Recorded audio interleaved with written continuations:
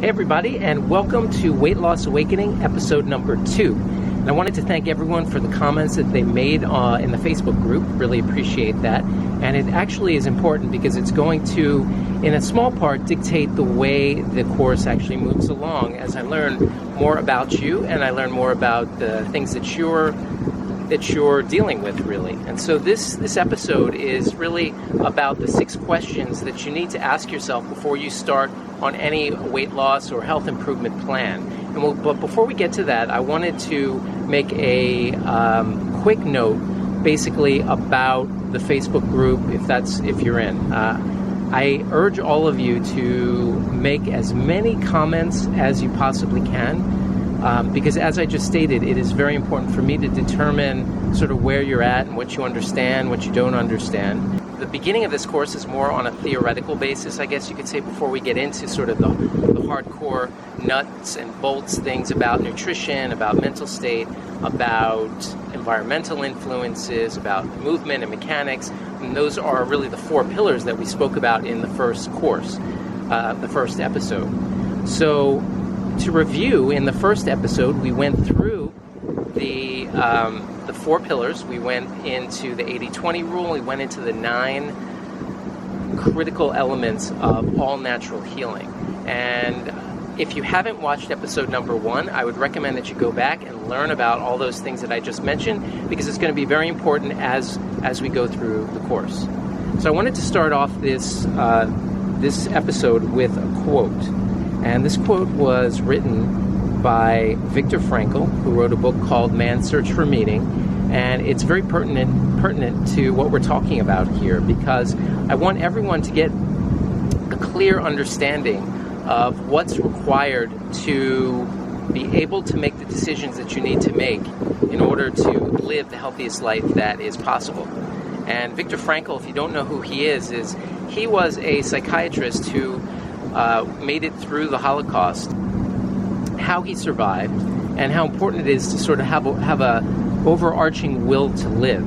And the book is really remarkable. I recommend it to everybody, really. It's one of those books that, if people ask you, name a few books that you would recommend, there's no question that book would be one of them. And in that book, he wrote this: between stimulus and response, there is a space. And in that space is our power to choose. In our response lies our growth and our freedom.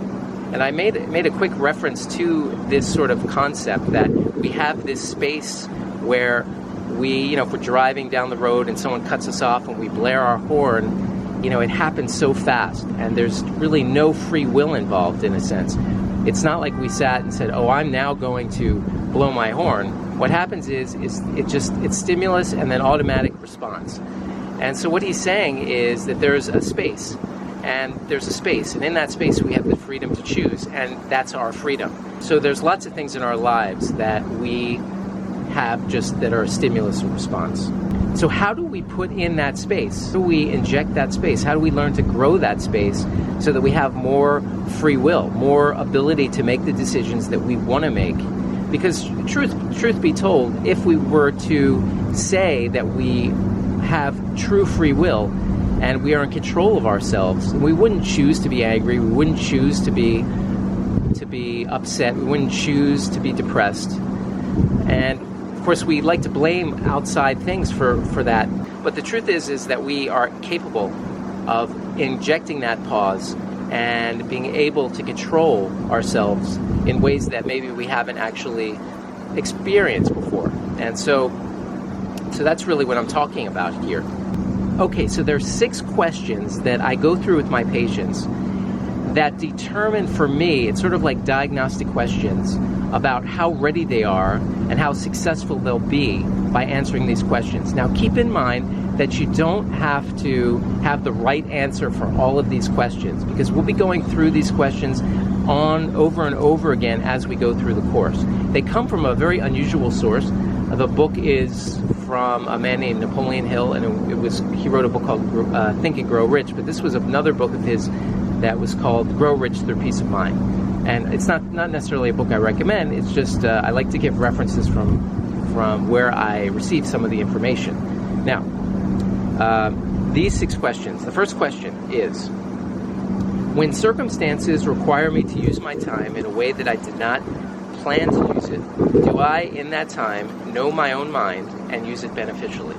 So this is important because this process of gaining health requires that you become your own authority in health. Everyone has this 80-20. Everyone has this 20% that's going to affect the 80% of the results. And for some of us, it's nutrition. For some of us, it's mental state. Some of us, it's in the environmental influences. And some of us, it's our activity level. And so how do we determine this 20%? And that is to use the time that we are given when things don't go my way, whether we're stuck in line or we're in the car. We should always have something around to further our growth in terms of overall health. Now, a lot of people, I shouldn't say a lot of people, but I've had people respond to me with this by saying that they actually feel selfish that they're spending so much time determining going over things for their own health. And to that I answer that there are people who love you and they want you around as long as possible. And so it is important for you to become your own authority on your health, and you're fully capable of doing that, and I'm certainly going to be spending a lot of time teaching you about that. So that first question, right, when circumstances require me to use my time in a way I did not plan to use it, so in the car, you could be listening to educational tapes. In line, you could be reading books. When it comes to reading books about nutrition or whatever that 20% is for you, whatever pillar it is for you that makes the most difference, let's discuss really how to do that. So with books, don't read diet books, read nutrition books. And the difference is if you go to Amazon, you can look up categories. Don't go under the diet books, go under the nutrition books, because diet books are often fad-based books that are really just trying to guarantee that you lose 20 pounds in 30 days or whatever marketing formula they come up with. So don't read diet books, read nutrition books. Okay, next. Have I set up my schedule so I get my rest? Very simple question. If you're not rested, you're not capable of clear thought. Your adrenal glands get stressed, and it actually, amazingly, allows you or causes you to not be able to handle stress the same way.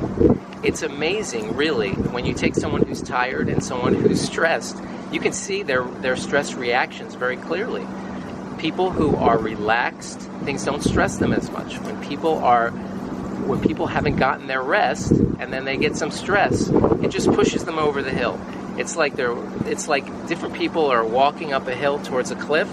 Well, if you're tired and then you get stressed, you go over the cliff. If you're down on the hill and you're rested, meaning you're rested and you get stressed, you go up a little bit, but you're not near the cliff's edge. Okay, question number 3.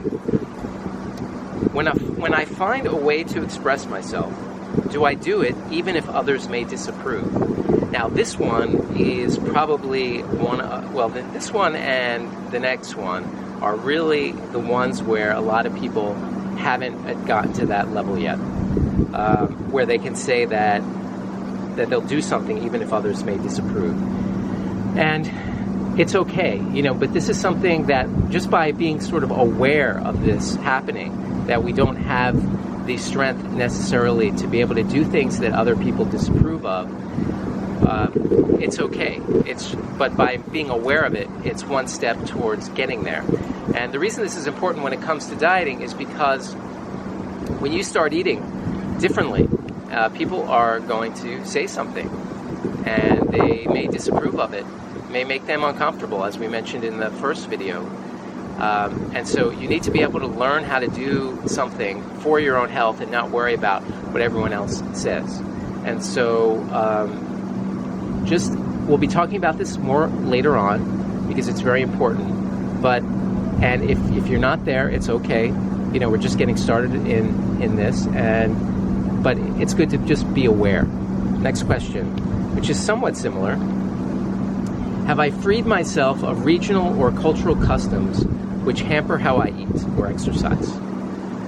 So this one is very similar in a sense. I can tell you that as an example, when I go to synagogue and there's an event and they have all these cakes, I don't eat them. And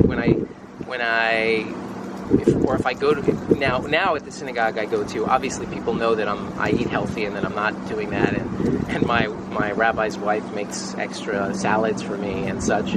But we need to get to that point, and we need to be able to say, okay, maybe this cultural food that I'm eating is not going to help me get to where I want to be. And we need to acknowledge that. And again, that's why these questions are so great, because once we sort of are aware of them, the next time it happens that you're at a cultural event and, people are eating something that won't be good for furthering your health, you can be aware of it and you can make that decision. You can inject that space, and that will, again, it might take time, but it can inject that space so that you can make the decision and say, okay, this is a regional cultural custom, whatever it is, and I'm not going to partake in it. And, you could tell them, you're doing it for your health, or there's lots of ways of answering that question. If you've already dealt with that and you have a good response, you can definitely leave a comment below. There are all kinds of creative ways, especially around the holidays, of saying that you're not going to eat all that extra food that they put out at the at work or at church or synagogue or whatever the case may be. Number 5. Am I willing to question the way other people do things and never make an absolute guide out of that's the way it's done? Now this one, it goes back to that sort of idea of you becoming your own authority here. And even with what I say, you shouldn't take it all for, you shouldn't just take it and accept it. You should question it. And you should think about it through essentially 4 different levels, right? There's physical, there's emotional, intellectual, and then there's spiritual. And, we'll go through all these 4 levels as we go through the course. But it's very important that when someone presents you with new information, you look at it through these 4 levels. I know, so just to repeat, physical, emotional, intellectual, and spiritual. I know Zig Ziglar, who's a motivational speaker and business coach, used to say, I check things out, I think he said physiologically, psychologically, and theologically. It's another way of saying that same thing. And so I just added the 4th. But really, actually, when it comes right down to it, the Bible says it even better. It says in Deuteronomy, every day I set before you life and death, choose life.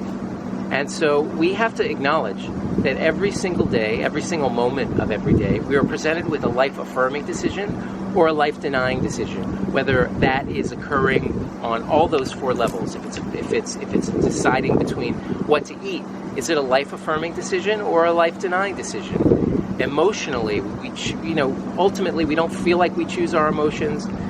That's why injecting that space is. But we know that there are certain life-affirming emotions, like love and faith and hope, and there's life-denying decisions like doubt and anger and depression.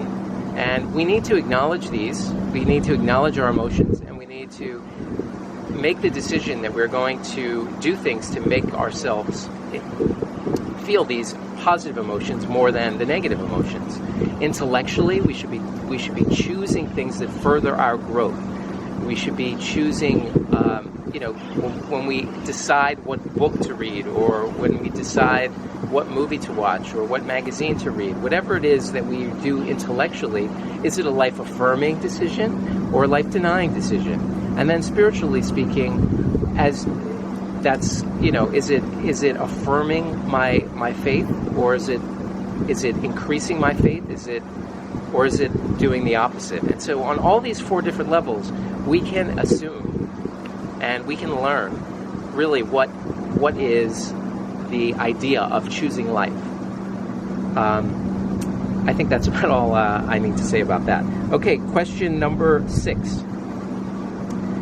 Have I convinced myself I am losing weight not only to look better, but for all the new things and blessings I can appreciate when I am healthier than I am now.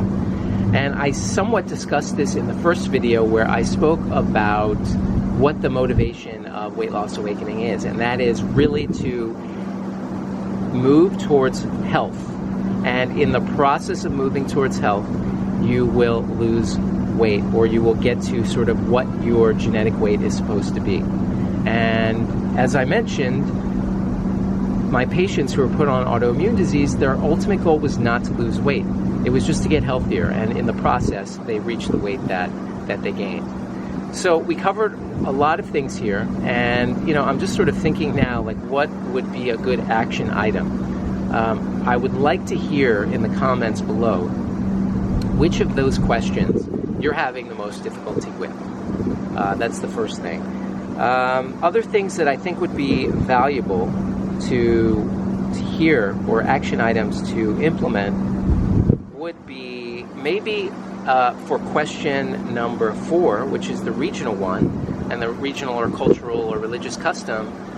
What is your response going to be? And if you have a response that you use, that you've started to use, leave it in the comments below. And I would love to hear what you're going to choose to do in those times when you've gotten caught in line, or you're stuck in the car. What is it that you're going to learn during that time that's going to further your progress in becoming your own authority in health in this course? So I'd love to hear those comments. I'd like to end this episode with a quote from Zig Ziglar that just sort of popped into my mind for some reason, and it's, you can get everything in life that you want if you help enough other people get what they want. And so I want us to all help each other in the group, and that's why group participation is important, so that we create a supportive community where we're helping each other, and as a result, that helps ourselves. So again, I'll say that quote again because it's just so awesome. You can get everything you want in life if you just help enough other people get what they want. So thank you for watching to episode number 2, and I'll see you soon.